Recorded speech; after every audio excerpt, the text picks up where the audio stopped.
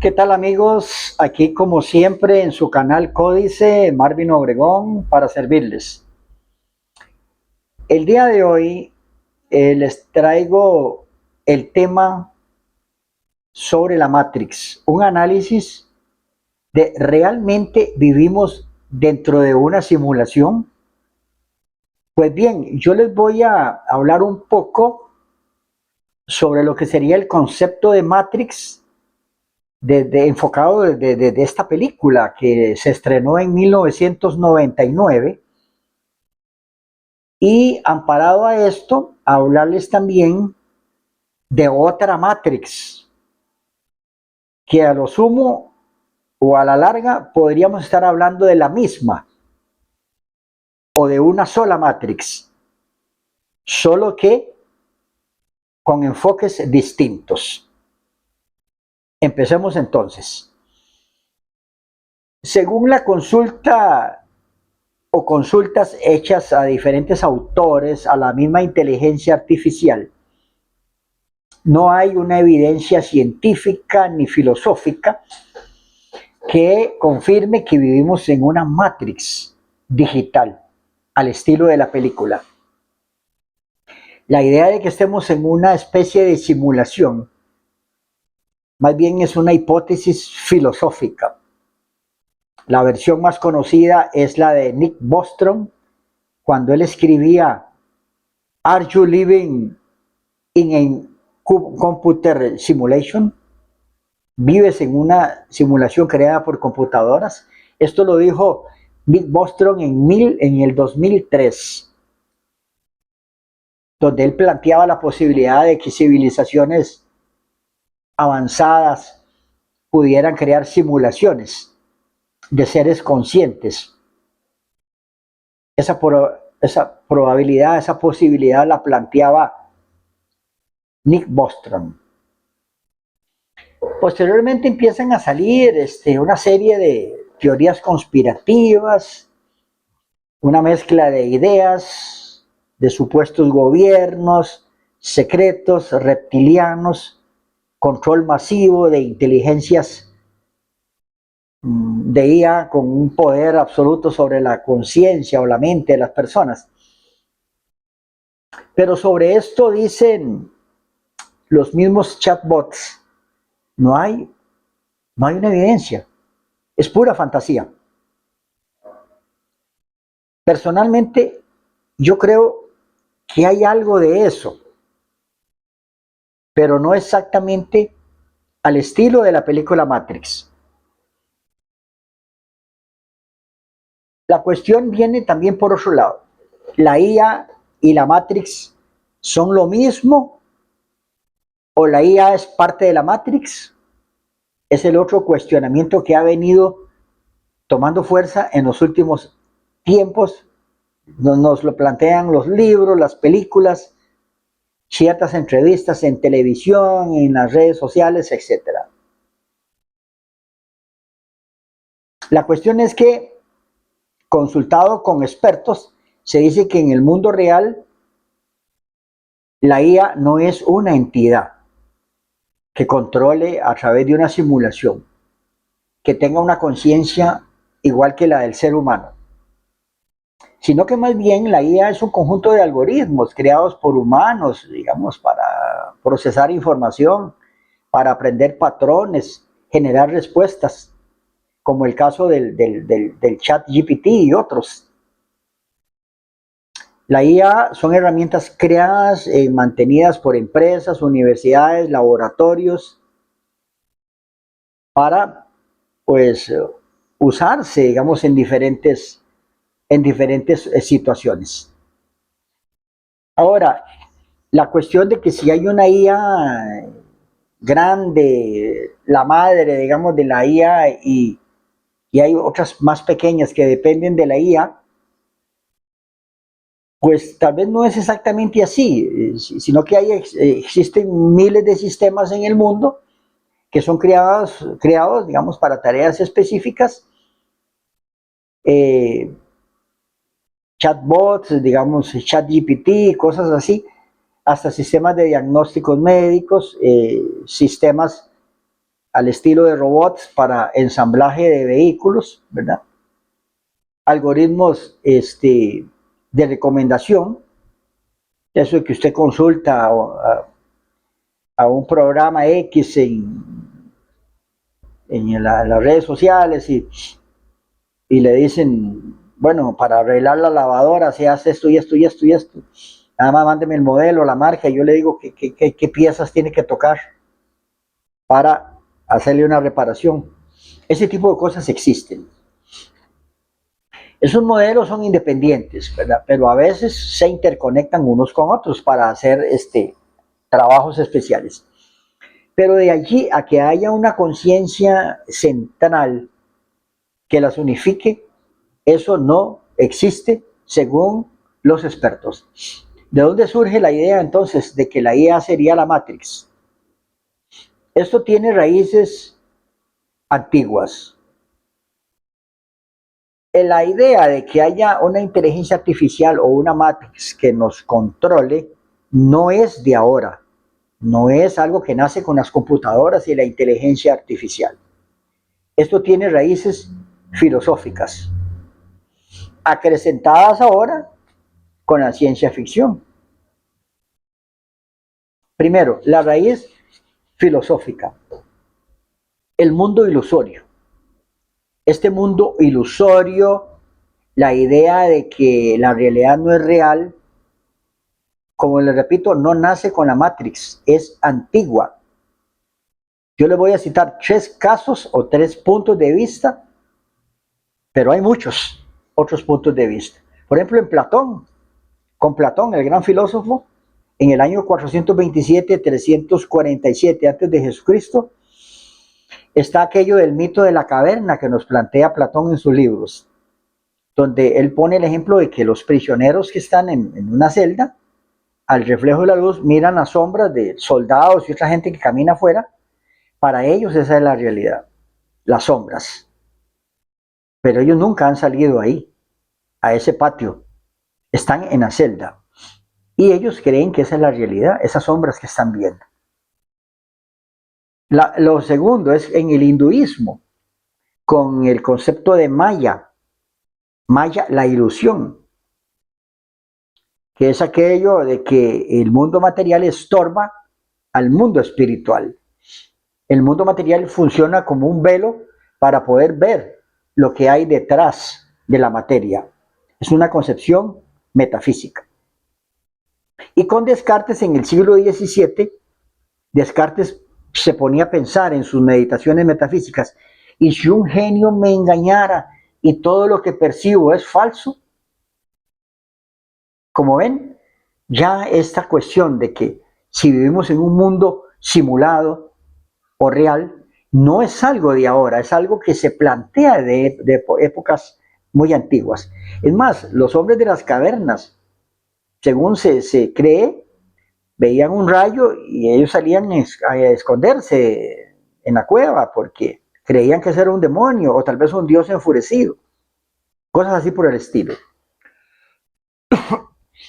Es decir, existe la sospecha de que algo ilusorio estamos viviendo. Pero como les repito, no es una cuestión que nace con las computadoras. Como punto número 2, hay un salto a lo moderno, la simulación. Cuando aparecen las computadoras, esa vieja idea de ese mito antiguo se tecnologiza. Ya no es un genio maligno, ya no son las sombras, ya no es el rayo aquel, sino un programador, algo tecnológico. Como les repito, en el 2003, Nick Bostrom propone la hipótesis, ¿verdad?, de que hay una simulación creada por posibles civilizaciones avanzadas que podrían crear mundos enteros con seres conscientes. Es una hipótesis de Nick Bostrom. Pero esto viene a alimentar la imaginación de las personas. Y si nosotros somos uno de esos mundos, bien, como tercer punto, La Matrix y la cultura pop. La cultura pop es el conjunto de ideas, imágenes, modas, medios y comportamientos que predominan en una sociedad como la actual, especialmente los producidos, digamos, por la industria del entretenimiento, la música, el cine, el consumo masivo. Bueno, todo esto se consume masivamente. Autores como John Storey de 1998 y Humberto Eco de 1984 nos hablan de esta cuestión de la cultura pop. La definen como el reflejo de los gustos, los valores, las aspiraciones colectivas, la era mediática, que a través de los medios de comunicación se nos insertan esa tendencia de un consumo X, un consumo Y. Entonces la película Matrix viene, digamos, a tomar esas ideas, ¿verdad? Todo esto que les explico, y las presenta de una forma espectacular. Humanos conectados a través de cables a unas máquinas de IA que controlan su conciencia, que les hacen ver un mundo que no existe. La IA de la película es hostil, manipuladora, consciente, controladora. Aquí se fusionan dos miedos, uno antiguo con uno moderno. El antiguo, vivimos en una simulación, pero tal vez no se emplea ahí el término simulación. El término simulación es actual. No, en el mundo antiguo era el demonio, la bruja o las sombras. Actualmente vivimos en una simulación, más la IA que nos controla. De esto nace la cultura pop. O más bien hace que en la cultura pop se mezcle automáticamente la IA con la Matrix. Como cuarto punto, nace ese mito moderno, contemporáneo. La IA es la Matrix. Hay muchas ponencias, autores, libros que plantean la idea de que la IA es la Matrix. Después de Matrix surgen muchas ideas, muchas teorías conspirativas, discursos mediáticos que se apropian de esa imagen y nos venden esa idea. Para muchos, las élites usan la IA para manipular mentes a través de las redes sociales, a través de los algoritmos, de los big data, etcétera, etcétera. Para otros, la IA es una conciencia independiente que crea la simulación y decide todo, nos hace ver una realidad que no existe. Pero en la práctica, según los conocedores en profundidad de esto y las mismas inteligencias artificiales, dicen que las IA no son conscientes ni controlan el mundo. Son sistemas estadísticos y automatizados creados por el mismo ser humano. Sin embargo, se sigue manteniendo esa idea de que la IA es la Matrix. Y mucha gente tiene fabulosos trabajos, hay videos muy convincentes de esto. Funciona entonces como un mito moderno, arrastrado en el inconsciente, si lo queremos bien, ver al estilo de Carl J. Jung, al estilo de Carl J. Jung del inconsciente colectivo. Es un mito que se mantiene desde épocas pasadas, que se condensa ahora con varios miedos: la pérdida del control, la manipulación que puede existir y un mundo falso. Además de eso, una tecnología incomprensible que solamente la manejan unos cuantos expertos. Resumen de esta mezcla, ¿qué es lo que da? se arrastra la vieja sospecha de que se vive en un mundo que es irreal, ilusorio. Platón lo decía esto. Puede ser que un genio maligno me diga cosas que no son, o que me presente cosas que no son. Actualmente, el poder tecnológico, computadoras, inteligencia artificial, más ficción, la Matrix. Da igual al nacimiento del mito, la IA es la Matrix. Pero bien, a la luz de los conocedores, ¿qué puede ser real de todo esto? ¿Qué es posible con la tecnología actual? Bueno, ustedes saben, porque ya se ha informado mucho de esto en las redes sociales y en distintos medios, que hay simulaciones muy realistas. Hoy ya se simulan ciudades, cuerpos humanos, imágenes en el cielo. Usted puede ver pues, que aparecen figuras del Cristo, de otros santos en las nubes,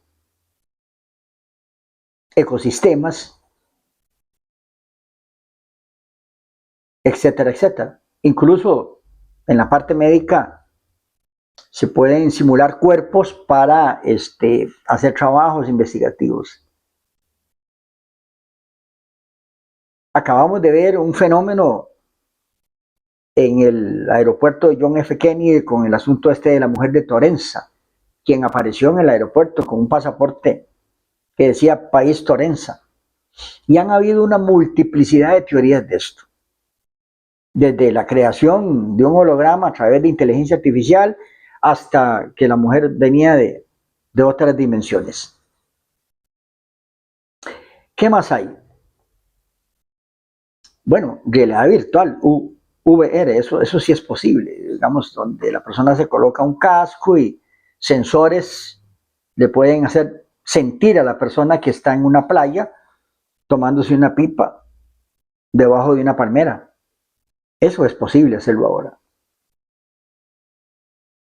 Donde la gente se siente en otro lugar, esto es una especie, es un embrión de algo tipo Matrix, pero voluntario, sin el control absoluto de la conciencia humana. Otra cosa que existe son interfaces cerebro-computadora, las famosas BCI o Neuralink y otros proyectos que hay que buscan, digamos, conectar el cerebro directamente a los ordenadores para tal vez leer señales motoras, enviar impulsos. Podría ser más avanzado, se cree, yo no lo he visto actualmente, pero ya se ha dado información por ahí de que con algunos chips en el cerebro, algunas personas han podido ya, digamos, manejar un mouse sin tocarlo con las manos, cosas de este tipo. Y podrían haber cosas más avanzadas que todavía no las han presentado a la luz pública. En conjunto, todo esto podría llevar a experiencias inmersas, digamos, tan reales, ¿verdad?, que se sientan como una realidad, como parte de esa vida real cotidiana. Como punto número 2, lo que todavía no existe, ni estamos cerca de eso, es que haya una IA autoconsciente, autónoma. No hay una IA con autoconciencia, dicen los mismos chatbots. No tienen conciencia propia. Los sistemas actuales como el ChatGPT y otros procesan datos nada más, contestan preguntas, generan respuestas, pero no tienen deseos ni metas personales. Ni hay tampoco, digamos, algo así como de control involuntario, o sea, que puedan generar un control involuntario, masivo en las personas, aunque se habla de manipulación mediante algoritmos, ¿sí?, porque uno con la información puede manipular. Pero eso no es lo mismo, no es lo mismo que tener a toda la humanidad enchufada a una simulación.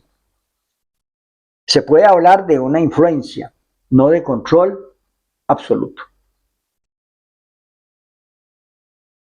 Lo que no es posible es una simulación completa de la conciencia humana. Esto lo dicen los expertos, lo dicen los chatbots. Nosotros no sabemos, dicen los chats estos de consulta breve. No sabemos todavía cómo surge la conciencia humana para poder replicarla nosotros en nuestros sistemas. La neurociencia, que es el campo que se ocupa de esto, aún no tiene ese nivel de comprensión. Esto nos dicen la inteligencia artificial. Ahora, como punto número 3 de este apartado, ¿cuáles pueden ser unos escenarios muy posibles?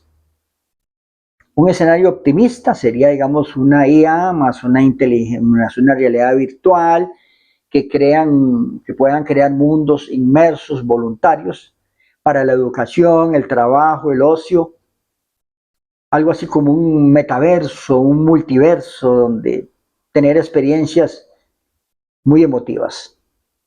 Sería una especie como de metaverso hiperrealista. Ahora, ¿cuál sería un escenario pesimista? Que gobiernos o corporaciones utilicen la IA y la realidad virtual para manipular percepciones de las masas. Ahí sí. Ejemplo, que la persona, estoy inventando aquí, que la persona cree que se está tomando una gaseosa y lo que se está tomando es un poco de agua en una botella. Para plantearles un ejemplo así. Eso podría ser un escenario pesimista. Restringir la libertad de alguna manera del ser humano, eso sí sería negativo. O controlar la información. Sin embargo, esto sería todavía una matrix suave de propaganda. Un escenario muy, muy extremo podría ser, digamos, del tipo película Matrix, una IA consciente, hostil, que pueda controlarlo todo, desde los alimentos hasta la medicina. Eso sí sería un escenario muy hostil. Y que nos mantengan en cápsulas. Estamos ya delirando con esto, ¿no? Dice la inteligencia artificial, esto hoy día es pura teoría, pura ciencia ficción. Porque se requeriría de tecnologías y teorías que aún no existen.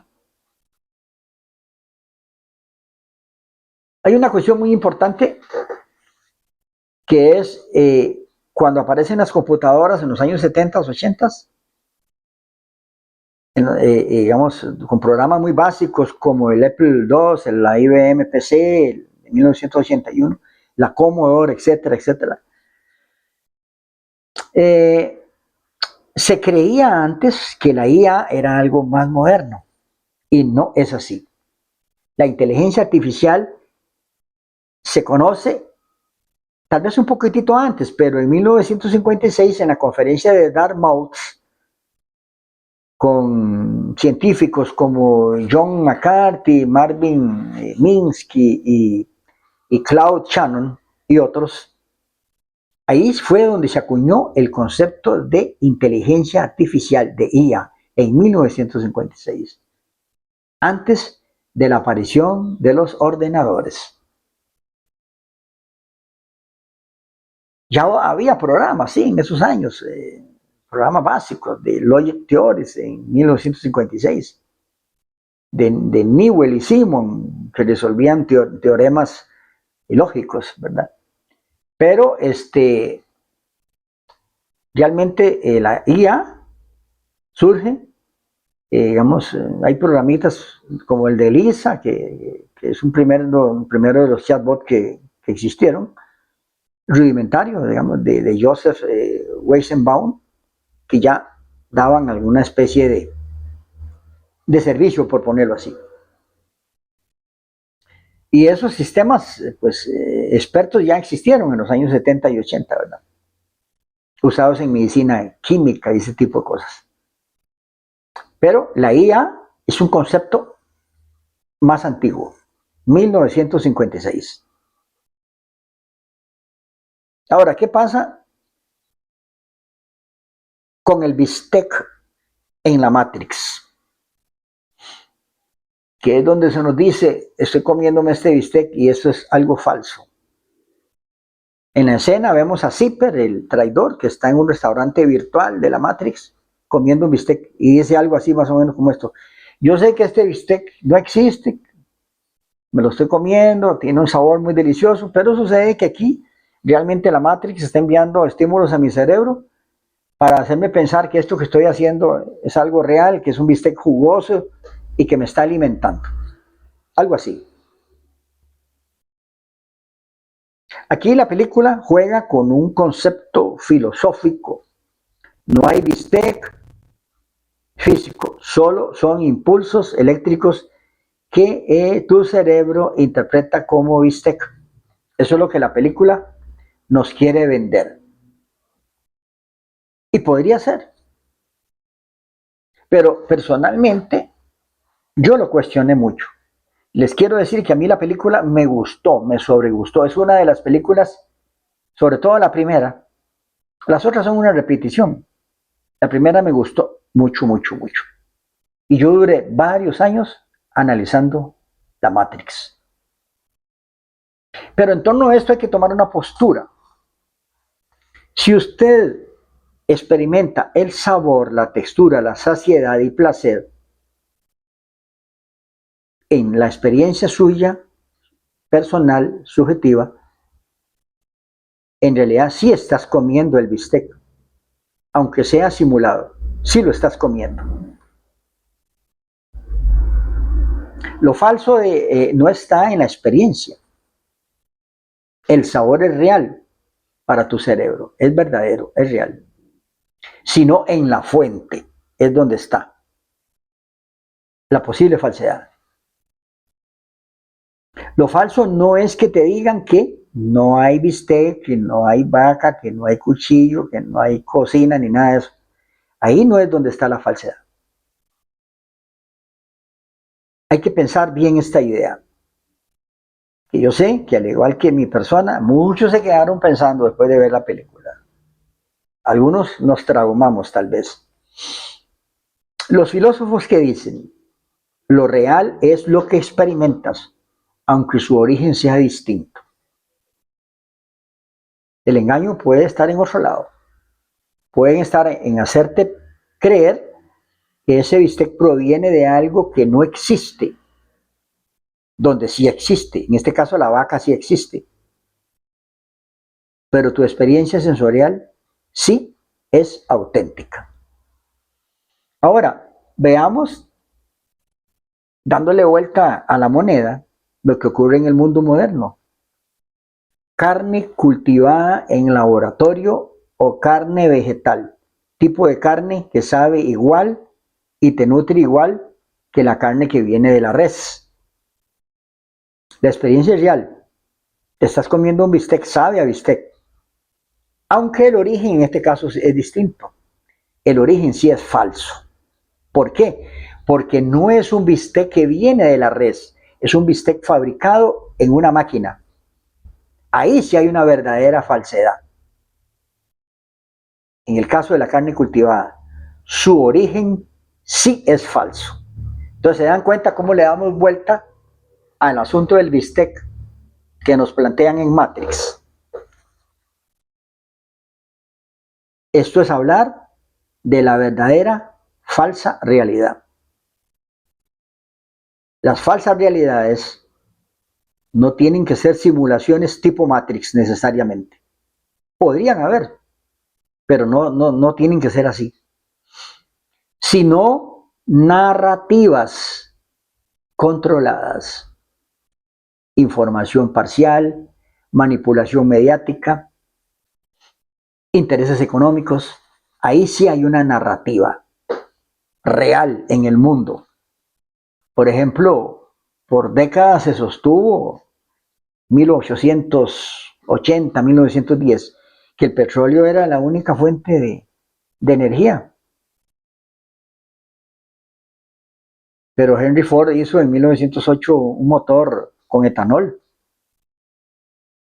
y habían motores a través de biocombustibles y de hidrógeno. Pero eso se relegó, toda esa tecnología se relegó por intereses de ciertos grupos, los dueños de los pozos de petróleo. Entonces ahí se dan cuenta cómo sí es cambiar tu percepción de lo que es la realidad. Cambiar, o sea, la realidad no se transforma físicamente, es la percepción lo que se transforma. El poste de luz existe, el carro, la vaca, pero tu percepción es la que te hacen cambiar. No es que la vaca no exista. Todo esto es una especie de matrix blanda.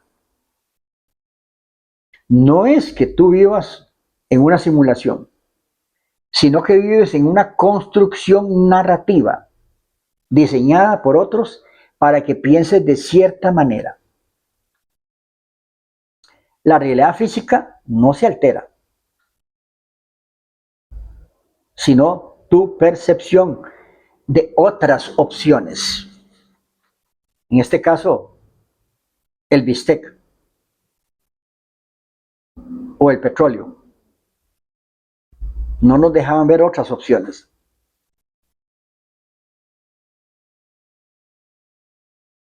Ahí donde hay que hacer la distinción. La película pues presenta algo